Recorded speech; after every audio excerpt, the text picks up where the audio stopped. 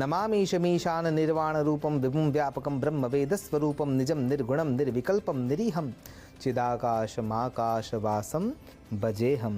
નમો નમઃ. તમારા બધાનું સ્વાગત કરું છું આધ્યાત્મિક મહાશક્તિમાં. નવા વર્ષની સંકલ્પના શું હોવી જોઈએ, કેવી રીતે આ વર્ષને તમે વ્યાપન કરવા માટે તૈયારી બતાવશો, અને એનો કોઈ આધાર જોઈતો હોય કે ખરા અર્થમાં કયું માર્ગદર્શન આપણા માટે ખરા અર્થમાં શ્રેષ્ઠ છે, એવો કયો ઉપાય છે જે તમારા વર્ષને શરૂઆતથી લઈને અંત સુધી અને એનાથી આગળ જીવન પર્યંત સુધી ખૂબ જ સારી રીતે ઉત્તમતા સુધી પહોંચાડનાર બની શકે છે. તો સૌથી પહેલો વિચાર કરીએ તો એવા દિવ્ય પુરુષ કોણ છે કે જેનો આશરો અથવા એમને આપણે આદર્શ તરીકે મૂકીએ તો આપણું જીવન શ્રેષ્ઠ બને. તો એક નામ સૌથી પહેલું મળશે, ભગવાન આદિગુરુ જગદગુરુ શંકરાચાર્ય અને એમને આપેલા ઉપદેશો. પણ એમને તો 32 વર્ષની આયુમાં એટલા વિરલ કાર્યો કર્યા છે કે જેના આધારે આપણે એવું નક્કી જ નહીં કરી શકીએ કે કયું કાર્ય શ્રેષ્ઠ છે. અને એટલા માટે થઈને જ્યારે એમના નજીકના જે બ્રહ્મચારીઓ હતા, સંન્યાસીઓ હતા, એમને એમના અંતિમ સમયમાં એમને પ્રશ્ન પૂછ્યો કે હવે અમે શું કરીશું, અમારા જીવનને કોણ માર્ગદર્શન આપશે. જ્યારે અમારા મનમાં પ્રશ્નો સતાવે છે કે સંસાર અમને માયામાં બાંધી રહ્યો છે, કામ ક્રોધ લોભ મોહ મદ અને મત્સર અમને ક્યાંક ને ક્યાંક ભરવી રહ્યા છે, ક્યાંક અમારું મન ઈર્ષિત થઈ રહ્યું છે. પણ એ પૂર્વે જો જ્યોતિષનો આધાર લઈએ તો નવા વર્ષના સંકલ્પોમાં સૌથી શ્રેષ્ઠ કોઈ કાર્ય હોય તો એ છે દાન. એટલે નવા વર્ષે જે અબોલા જીવ છે, એમાં પક્ષીઓ પણ આવે છે અને પશુઓ પણ આવે છે, એમને અન્નનું દાન કરવું જરૂરી છે. જેમ કે ગાય માતાની તમે સેવના કરશો તો ગાય માતાની સેવનામાં ઠોઠા બનાવવાના છે, જેના અંદર ગોળ અને ઘી ઉમેરવાનું છે અને ઘઉંને બાફીને ઠોઠા તૈયાર કરવાના છે અને એ ઠંડા પડે એટલે ગાય માતાને જમાડવાના છે. આ જે ક્રિયા તમે કરશો એના થકી તમારા વર્ષ દરમિયાનની ઉર્જા તમને ગાય માતાના નજીક લઈ જશે અને વારે વારે જ્યારે તમે આ ક્રિયા કરશો ત્યારે તમારું વર્ષ મંગલમય પસાર થવાની શક્તિ તમને મળવાની શરૂઆત થશે. બીજા નંબરમાં આવે છે જળના અંદર રહેલા જીવાત્માઓ. એટલે જેને પણ દેવું થઈ ગયું છે અથવા જેને ઋણમુક્ત થવું છે એના માટે લોટને પાણીમાં બાંધતા હોય તે બાંધીને અને પછી એ લોટના નાના નાના ટુકડા કરીને ગોળી બનાવીને જ્યાં માછલીઓ રહે છે ત્યાં તમારે અર્પણ કરવું જોઈએ. ત્રીજા નંબરમાં આવે છે કીડીઓનું કીડિયારું.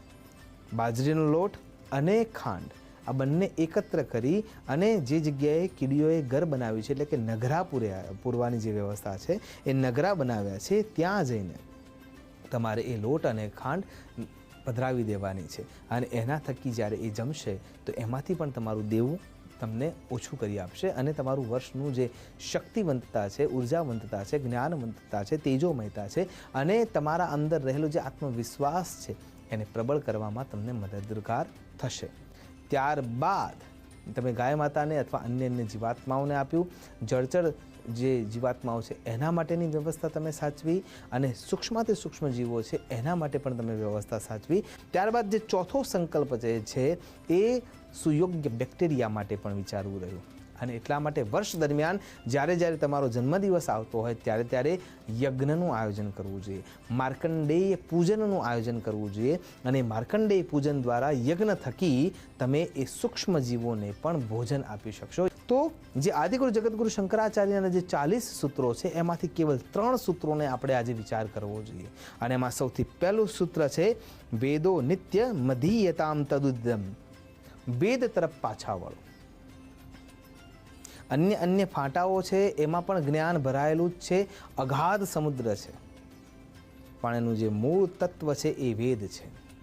અને જ્યારે વેદો નિત્ય દરરોજ તમારે વેદનો એક મંત્ર તો તૈયાર કરવો જ રહ્યો, જેથી કરીને જ્ઞાન પ્રબળ થશે તો તમે કોઈ અરાજકતાના શિકાર નહીં બનો.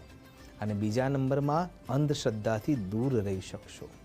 કોઈના ટોટકા કે કોઈના કોઈ અયોગ્ય શક્તિઓનો ઉપયોગ એનાથી સીધું બચવાની ક્ષમતા અને શક્તિ તમને વેદ આપી શકે છે. એટલા માટે વેદને દરરોજ વેદો નિત્ય મધીયતામ તદુદિદમ.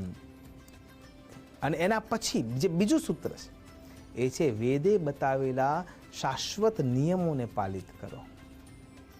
જ્યારે આપણને વેદે બતાવેલા શાશ્વત નિયમો જ્યારે આપણે પાલિત કરતા થઈએ છીએ ત્યારે આપણી દિનચર્યા ખૂબ જ સ્પષ્ટ રૂપે એમાં બતાવેલી છે એ પ્રમાણેની થવા લાગે છે. સવારે વહેલા ઉઠવાની શરૂઆત થાય છે, રાત્રિકાળે વહેલા સૂવાની શરૂઆત થાય છે, કયા ટાઈમે કેવું ભોજન લેવું જોઈએ, સવારના ટાઈમમાં જે શિરામણ છે એટલે કે વધુ ભોજન લેવું જોઈએ, બપોરના ટાઈમમાં શેઠના જેમ ભોજન લેવું જોઈએ અને રાત્રિ સમયે ભિક્ષુક જ્યારે ભોજન લેતા હોય એવી રીતનું ભોજન લેવું જોઈએ. તો આ જે અવસ્થા અથવા દિનચર્યા તમને મળશે, શરીર માધ્યમ ખલું ધર્મ સાધનમ, આ વેદોના સૂત્રો તમને જ્યારે સમજાશે ત્યારે તમારી દિનચર્યા શુદ્ધ થવા લાગશે. અને 21 દિવસ કન્ટિન્યુટી સાથે જે કોઈ પણ ક્રિયા કરવામાં આવે છે એ આદત બની જાય છે અને એ જ ક્રિયા જ્યારે 75 દિવસ સુધી કરવામાં આવે છે પછી એ જીવનમાં ક્યારેય ભૂલાતી નથી. એટલા માટે જ્યારે નવું વર્ષ શરૂ થાય છે ત્યારે દ્રઢ સંકલ્પો સાથે આ 75 દિવસ સૌથી પહેલાં તમારે આપી દેવા જોઈએ. અને એમાં સૌથી પહેલું જે પોતાના જાતના ઉપર ચેલેન્જ મૂકવાની છે કે હું 75 દિવસ સુધી સવારે પ્રાતઃકાલે આ પ્રમાણેની દિનચર્યા સાથે વહેલો ઉઠીશ, દિવસ દરમિયાનની જે દોડાદોડ છે એનું ટાઈમિંગ સાચવીશ, એમાં સૌથી પહેલાં મારે શરીર માધ્યમને એટલે કે શરીર દ્વારા હું ધર્મનું કાર્ય કરીશ એટલે એક્સરસાઇઝ કરીશ. ત્યારબાદ દિનચર્યાના આધારે ઋતુ પ્રમાણેનું હિતભુગ, ઋતભુગ, મિતભુગ ઇતિ એટલે હિતકારી ભોજન, ઋતુ પ્રમાણેનું ભોજન અને મિત એટલે કે ઓછું ભોજન લઈશ. અને ત્યારબાદ એ દિનચર્યાના નિયમોથી તમારું શરીર સૌષ્ઠવ વધશે, બ્રહ્મચર્યના કારણે શરીરના અંદર ઉર્જા તેજ આપવાવાળી બનશે અને આ બંને નિયમોથી જીવનની સાફલ્યતા તમને દેખાતી થશે. ત્યારબાદ તમે જે ત્રીજા નિયમને યાદ કરો છો એ ત્રીજા નિયમમાં કર્મની પ્રધાનતા છે. એ કર્મની પ્રધાનતા શું સમજાવે છે કે જે કોઈ પણ ક્રિયા કરો છો એ ક્રિયા તમે ઈશ્વર પ્રદત્તતાને આપીને કરો. એટલે કે તમે જે કોઈ પણ કાર્ય કરો છો એ તમારા થકી તો થઈ રહ્યું છે પણ એના પાછળની જે શક્તિ છે એ ઈશ્વર પ્રદત્ત છે. એટલે તમારા કાર્યોમાં કર્મ, અકર્મ અને વિકર્મની શુદ્ધતા જોવાની શરૂઆત થશે.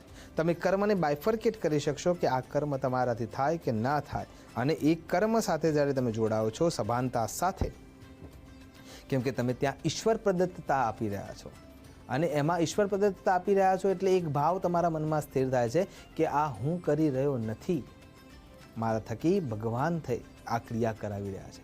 તેન ત્યક્તેન ભુંજીથા મા ગૃધ કસ્ય સ્વિદ ધનમ. તેન ત્યક્તેન ભુંજીથા આ સર્વશ્રેષ્ઠ ઉદાહરણ છે કે જે કોઈ પણ તમે ભોગવી રહ્યા છો એને ત્યજતાના ભાવે, છોડેલાના ભાવે ભોગવો. તો આ 3 સૂત્રો અને આ જે ક્રિયાઓ તમે સમજ્યા એ ક્રિયાઓ થકી નવા વર્ષની જો શરૂઆત કરશો અને એને 75 દિવસ સુધી કન્ટિન્યુ કરશો તો એ ધીરે ધીરે આદતમાં તબદીલ થશે અને ત્યારબાદ બાકીના જે 37 સૂત્રો છે એના અંદર પ્રવેશ કરવો જોઈએ. સ્વાધ્યાય ન પ્રમદિતવ્યમ, સ્વાધ્યાયના માટે ક્યારેય આળસ કરશો નહીં, કેમ કે આલસ્ય હિ મનુષ્યાણામ, શરીરનો સૌથી મોટો કોઈ રીપુ હોય તો એ આળસ છે. શરીરસ્થો મહાન રીપુઃ. એટલા માટે આળસ છોડો, શીઘ્ર તમારા સમયનું પાલન પોષણ કરો અને એ સમય સૂચકતાને ધ્યાનમાં રાખી સુયોગ્ય ક્રિયા કરો અને એ પોષિત થયેલા સમયના આધારે લક્ષ્ય સિદ્ધ કરો. એ જ અભ્યર્થના સાથે નમસ્કાર. અસ્તુ સદા શિવોહમ. નમો નમઃ.